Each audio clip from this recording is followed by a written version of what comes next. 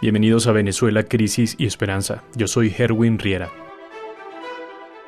El 5 de julio de 1996, día de la independencia en Venezuela, un niño de 5 años en un edificio de apartamentos en Caracas escuchó un estruendo.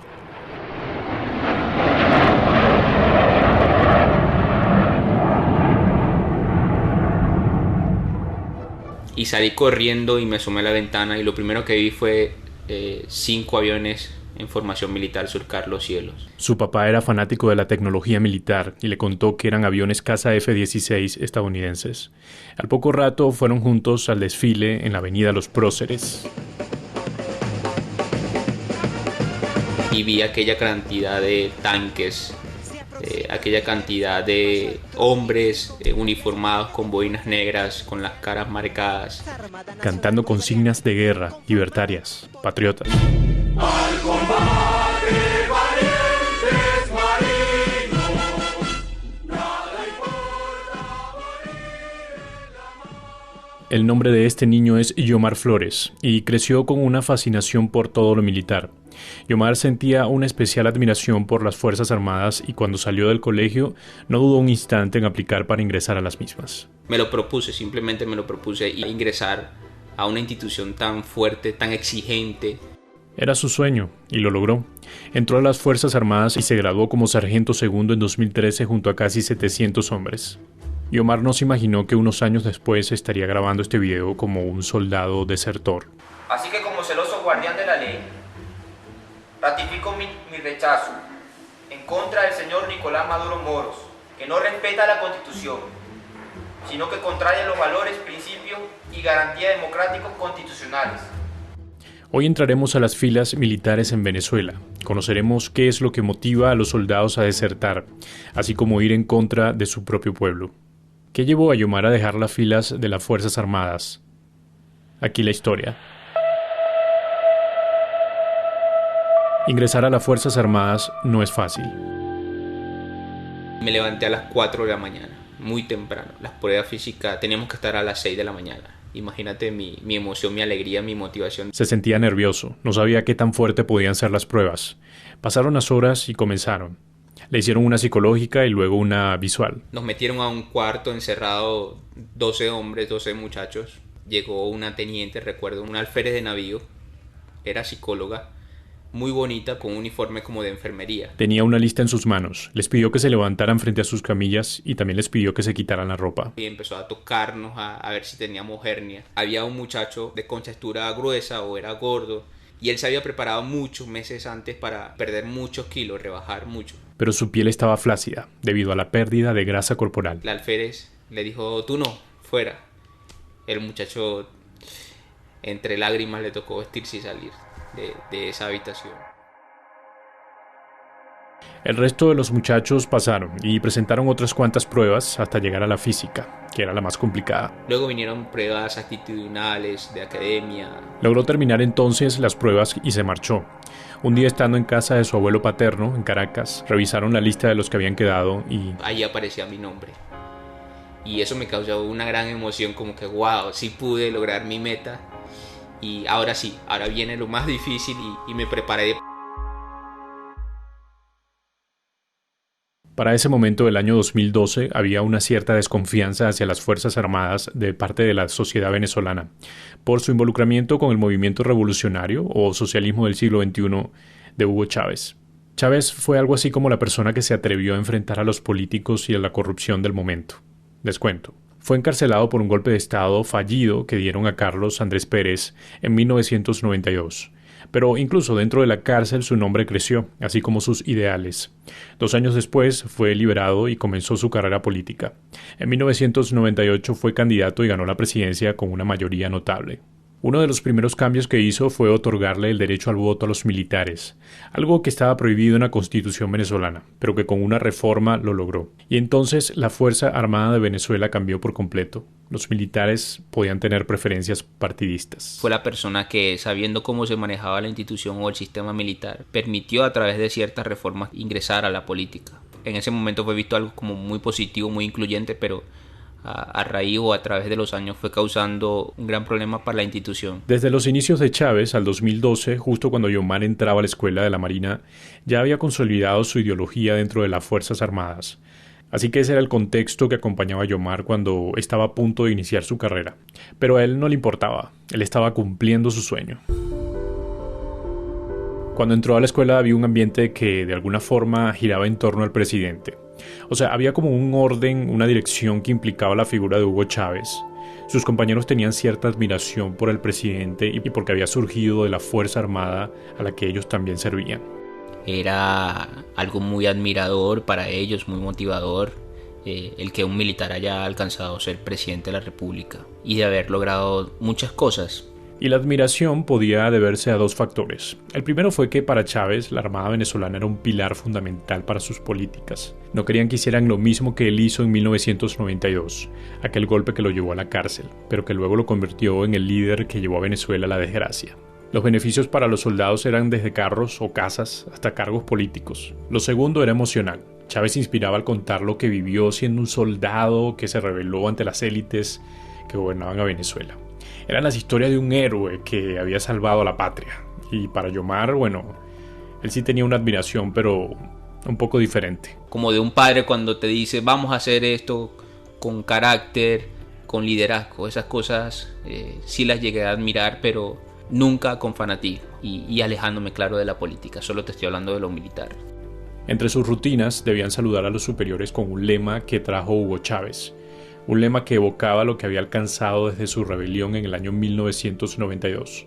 Era obligatorio saludar a los superiores diciendo: patria, socialismo o muerte. Venceremos, general Mi Alcalá. comandante en jefe, buenos días. Buenos días.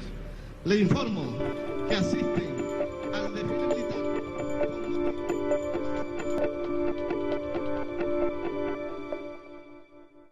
Yomar no tenía noción de la política, pero le interesaba entender. Claro, en ese momento solo tenía un enfoque. Él solo pensaba en su meta, graduarse de la Marina. Así que olvidó su vida civil, decidió seguir las rutinas y ser disciplinado. Colocarte tu ropa de uniforme, tus zapatos de deporte, salir a una formación junto con la banda de guerra. Saludar a los superiores, entrar al patio de honor donde está izada la bandera cerca de una torre que representa un buque de guerra, cantar el himno nacional, el de la Armada, pararse firmes, escuchar instrucciones y luego ir a estudiar. En fin, algo totalmente nuevo para él.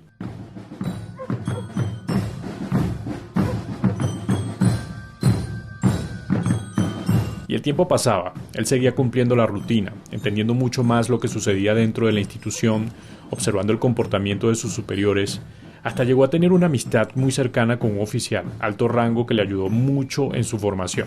Finalmente se graduó en el año 2013, con buenas calificaciones, un muchacho de buena conducta, que acataba las órdenes y muy disciplinado.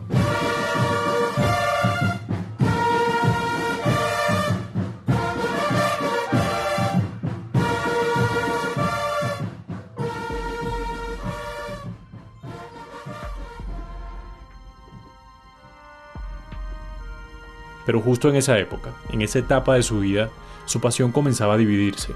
Una vez graduado pasó a ser sargento de una base en la Marina. Entre su tiempo libre le gustaba leer la Constitución de Venezuela y en un grupo de estudio tenía la oportunidad de discutirla. Muchos de esos artículos que leí eran violados. Los derechos eran algo primordial que debían ser respetados. Era algo sagrado del pueblo, el derecho de la salud, de la educación, a la alimentación, a la seguridad. Desde el 2010 al 2013 la situación económica de Venezuela se vino abajo.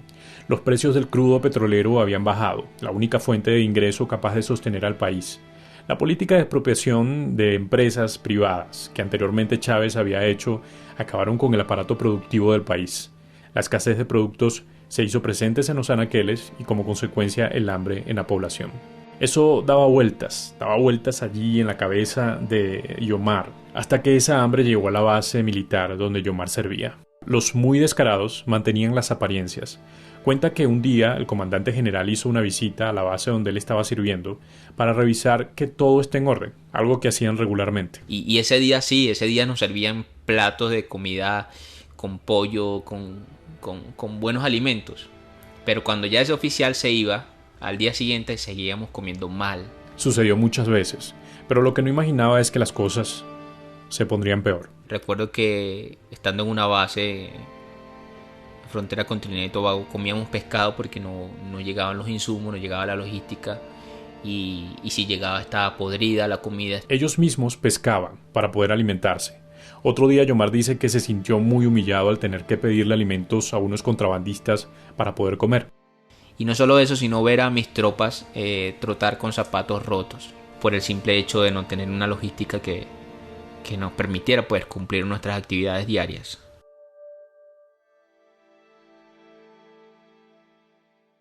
Un 5 de marzo del 2013 murió Chávez. Y si ya estaba preocupado por todo lo que vivía, esto despertó una incertidumbre mayor a la que tenía. Me sentía confundido porque no sabía o con miedo, ¿sabes? Porque no sabía hacia dónde se iba a dirigir la nación, el país, si nos iba a ir bien o si nos iba a ir mal. Y estaba en lo cierto. Las cosas fueron muy distintas.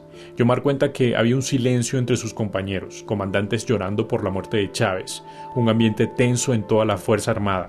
Entonces los saludos protocolares entre soldados comenzaron a cambiar. Ahora escuchabas decir: Chávez vive. La patria sigue. Independencia y patria socialista. Viviremos y venceremos. Comando del aire. Presto a intervenir. Buenas tardes, mi comandante en jefe. Chávez vive, la patria sigue, independencia y patria socialista, viviremos y venceremos. Esto es un simple saludo, pero para Yomar era la transición y radicalización de una institución a un partido político. Él ya no se sentía como un soldado al servicio del pueblo, sino como un miembro de ese partido.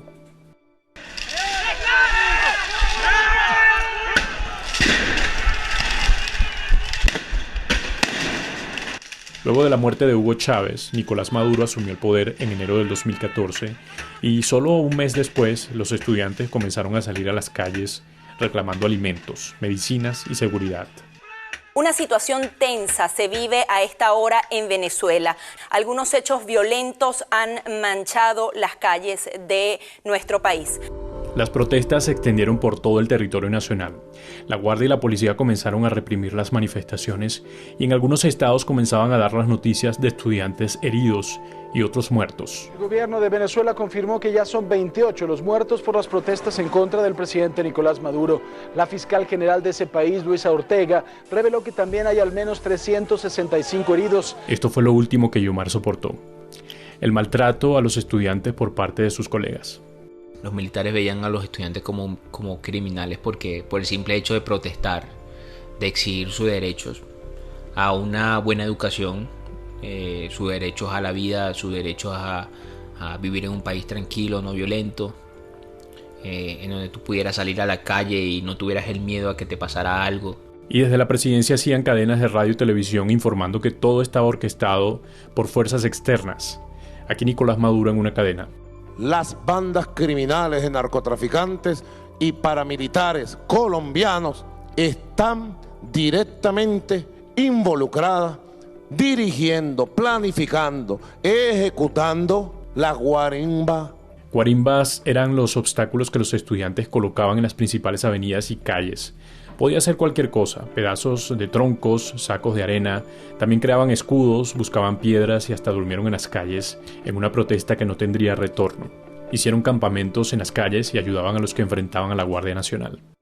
Yo recuerdo que al finalizar mi faena en la Comandancia General de la Armada, a las 4:30 de la tarde me quitaba mi uniforme, me vestía de civil, salía de la comandancia a la calle y me iba a los campamentos, ¿sí? Donde estaban las carpas, los estudiantes, donde estaban ellos. Yomar podía ser un soldado, pero antes de eso era un joven más, que veía el sufrimiento de sus compatriotas. Un soldado tal vez confundido, sin saber a qué bando proteger. Por un lado el honor de su institución y lo que esto representaba, y por el otro los estudiantes, aquella pasión de los estudiantes al enfrentar al gobierno y todo lo que representaban los problemas en ese momento para Venezuela. Los jóvenes que solo buscaban un bienestar para su patria. El campamento era una avenida, era la avenida Francisco Miranda y cerrada de una cuadra aproximadamente, de una esquina a otra esquina, cerrada con cauchos, con las rejillas que quitaban de las carreteras del asfalto, del drenaje de aguas negras y lo colocaban como barreras protectoras en plena avenida. Y dejaban un carril, respetaban un carril para que los vehículos en ambas direcciones pudieran circular. Y los vehículos pasaban para colaborar con ellos. Soltaban bolsas con comida, soltaban bolsas con medicina cuando pasaban rápido en el lugar. Los estudiantes aplaudían, decían consignas muy bonitas de ellos y muy nacionalistas, muy patriotas. Eso me gustó mucho.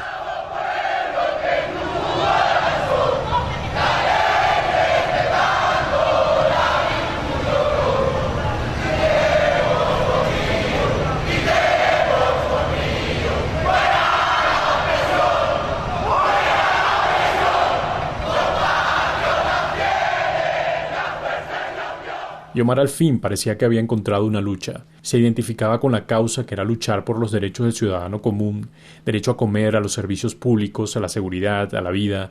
Sentía que pertenecía a ese lugar. Y eso lo motivó, lo distrajo de la incertidumbre que le producía en ese momento las Fuerzas Armadas. También había una gran motivación para que estuviera allí.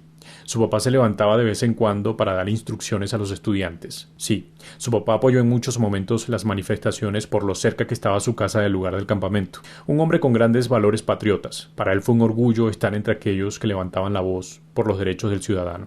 Pero los estudiantes notaron que Yomar era un militar. Y aquí sí tendrían un problema. Había una desconfianza. Imagina, si estás prácticamente en un campo de guerra donde los militares han asesinado o herido a estudiantes y que de pronto uno de ellos esté en tu zona, eso podría ser una preocupación común. Y recuerdo que para ganármelos o ganarme la confianza coloqué una bandera de Venezuela grande, inmensa, en un lugar donde ninguno de ellos podía llegar, arriesgando mi vida a caerme de ese piso donde me subí y coloqué, hice la bandera. Eso fue algo como que simbólico, muy bonito, como que wow, lo logramos, pusimos eso ahí donde queríamos que estuviera y todos me aplaudieron, me recibieron, me dieron las gracias y me sentí más como que en confianza o en casa con ellos. Entonces pasó más tiempo con ellos, hacía lo posible para estar siempre presente. Porque finalizaba mi faena y me iba y dormía en ese campamento. Y muy temprano por la mañana, a las 4 o 5 de la mañana, me levantaba, me subía al metro de Caracas y llegaba a la Comandancia General de la Armada. Porque tampoco debía olvidar sus funciones. A fin de cuentas, él seguía siendo un soldado y debía rendir cuentas a sus oficiales. Yomar era el hombre de confianza del almirante que representaba la base naval donde él servía, o sea, de su jefe. Solo algunos sabían que él estaba en los campamentos de estudiantes, pero creían que lo hacía como parte de un trabajo de espía, que era una de las funciones de contrainteligencia. Sinceramente estaba más con los estudiantes que con la Fuerza Armada en ese momento y apoyaba más la ideología o el rechazo de los estudiantes en ese momento. Hasta que dieron la orden de desmantelar todos los campamentos. Esa madrugada llegaron agresivamente unos convoyes. Eran las 3 de la mañana aproximadamente. Empezaron a bajarse hombres, lanzaron bombas lacrimógenas con escopetas de bombas lacrimógenas.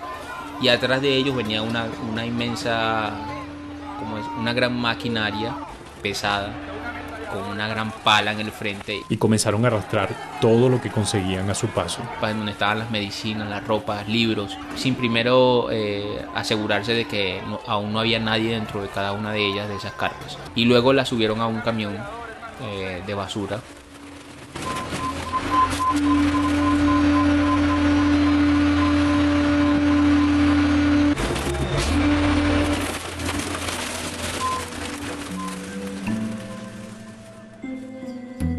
Los golpeaban con las escopetas, los golpeaban en la cabeza, en la espalda.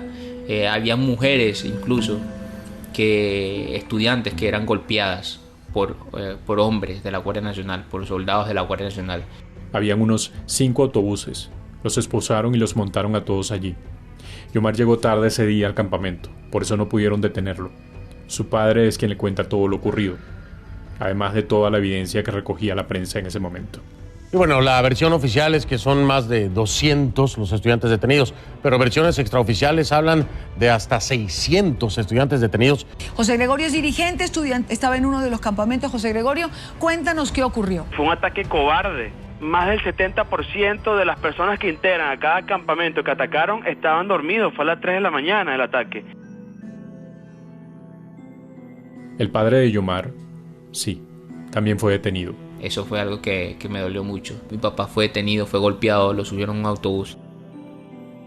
Así que fue tras su papá y usó su jerarquía para poder liberarlo. Me fui en un mototaxi por la autopista y llegué a esa unidad donde tenía a mi papá detenido junto a los estudiantes, y me presenté como sargento de la Armada de Inteligencia y le dije que mi papá estaba ahí porque había estado protestando con los estudiantes.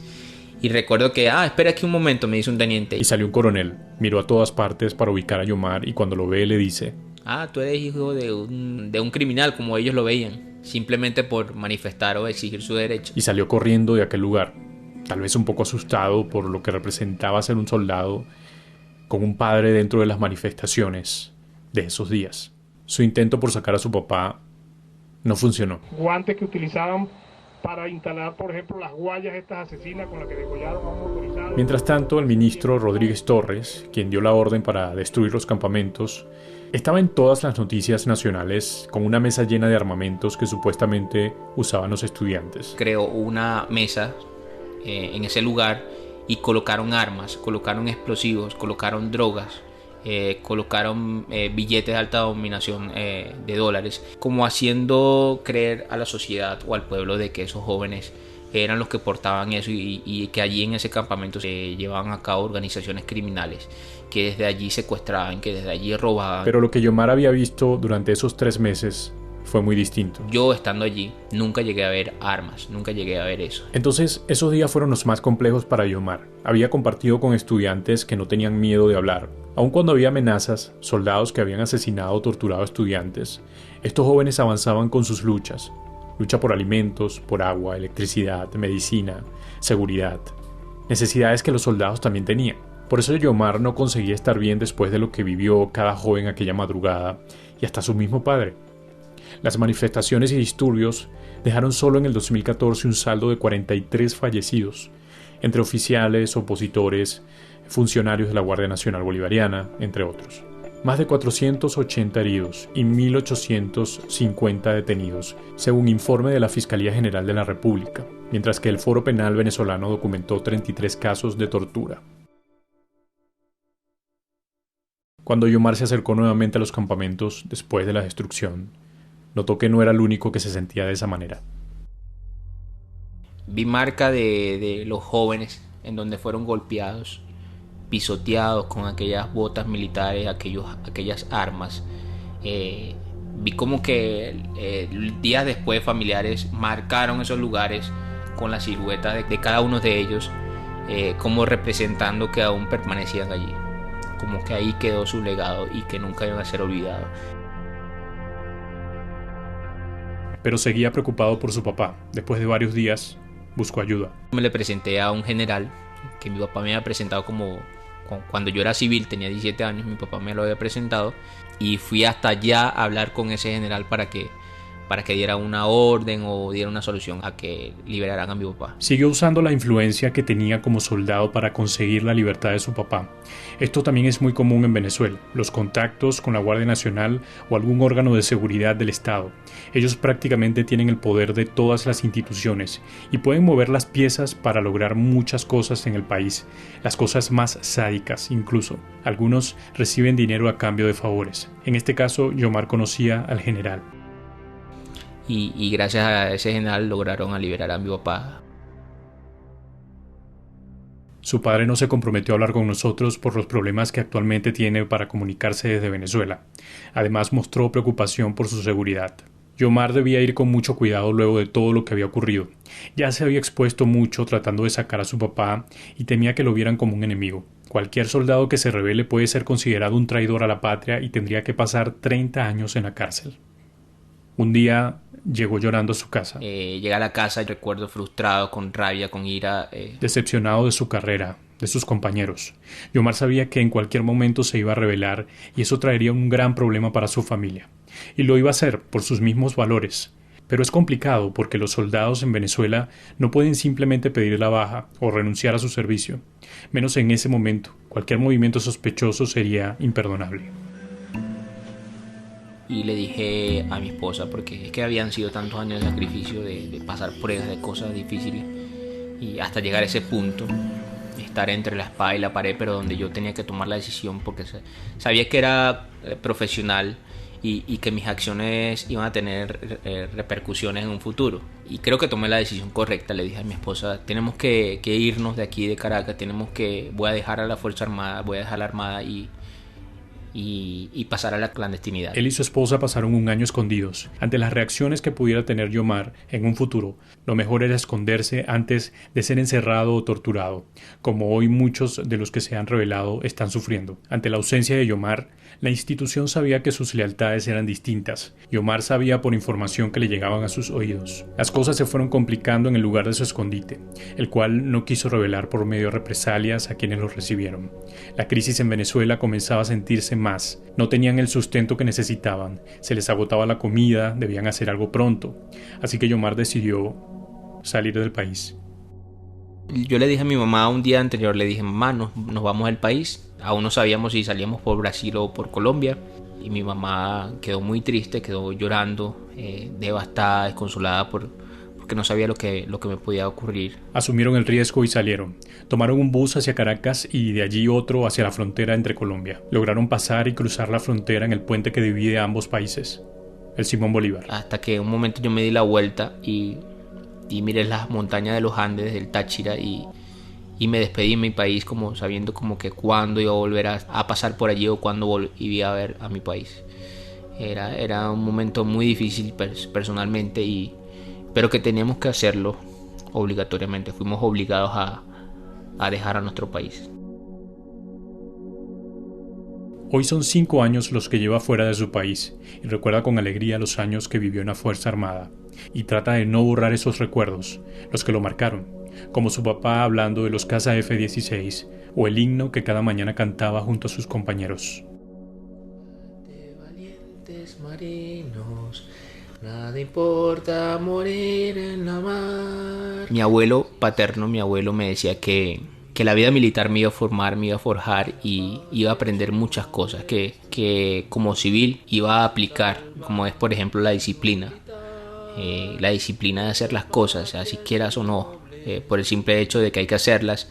Eso es parte de eso, de esa enseñanza que me dejó la Armada. Si se salva el honor militar y la patria su noble destino, si se salva el honor militar y la patria en su noble destino, por la fe que triunfó en la epopeya, por valientes. Cuando estuvo en Colombia, con el tiempo, hizo público el video que escuchábamos al principio, donde por fin podía decir lo que pensaba vistiendo el uniforme que se había ganado en la Escuela de la Armada Nacional Venezolana. Robert Carpenter es el productor ejecutivo, yo soy el productor y escritor. También nos acompaña un equipo de venezolanos, el cual hemos resguardado sus nombres para una mayor seguridad. Ya sabes que puedes compartir el episodio que más te guste, ese episodio favorito, el que tienes allí, el que te ha enseñado, el que te ha mostrado la realidad venezolana, el que ha conectado con tus emociones, el que has podido analizar muy bien porque tal vez has vivido situaciones parecidas. Sí, ese episodio lo puedes compartir con tus compañeros, con tu amigo más cercano, con cualquier persona. Contamos con ustedes para que nuestro material pueda llegar a muchos más oyentes. Muchas gracias. Consíguenos en nuestra página web www.conesperanza.org, conesperanza.org. También en todas las plataformas de streaming como Spotify, iBooks, Google Podcast, Apple Podcast y en todos los podcatchers que quieras. Yo soy Herwin Riera, un inmigrante venezolano que cuenta las historias de Venezuela, crisis y esperanza.